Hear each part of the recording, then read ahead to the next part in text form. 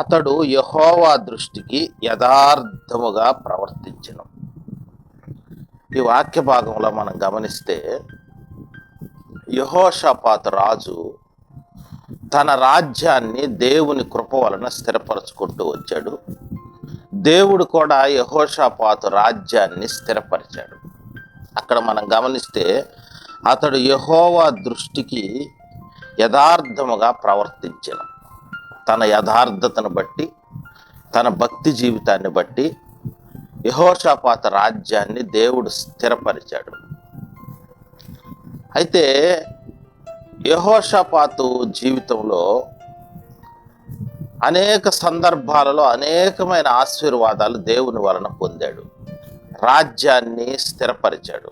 దినవృత్తాంతాల 2వ గ్రంథం 17వ అధ్యాయం 5వ వాక్యంలో మనం గమనిస్తే, కాబట్టి యెహోవా అతని రాజ్యమును స్థిరపరచెను.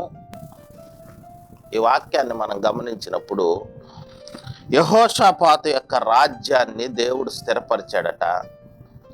ఐశ్వర్యం ఇచ్చాడు, ఘనత ఇచ్చాడు, ఆశీర్వాదం ఇచ్చాడు, జయాన్ని ఇచ్చాడు. అన్ని కోణాల్లో యెహోషాపాతు దేవుని వలన స్థిరపరచబడుతూ వచ్చాడు.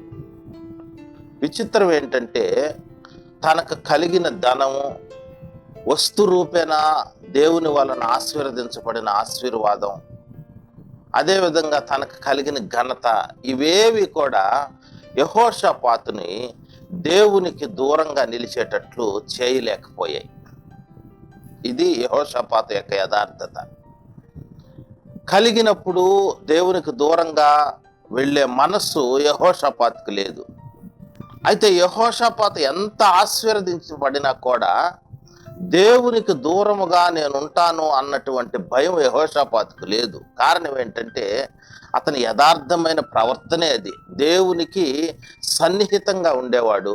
దేవునితో ఉన్న ఆ సన్నిహిత సంబంధాన్ని ఎంతటి దీవెన పొందినా కూడా, ఎంత రాజ్యపు పరిస్థితుల మధ్యలో స్థిరపరచబడినా కూడా అతని యొక్క ఆ దేవునితో ఉన్న సన్నిహిత సంబంధాన్ని పోగొట్టుకోలేదు.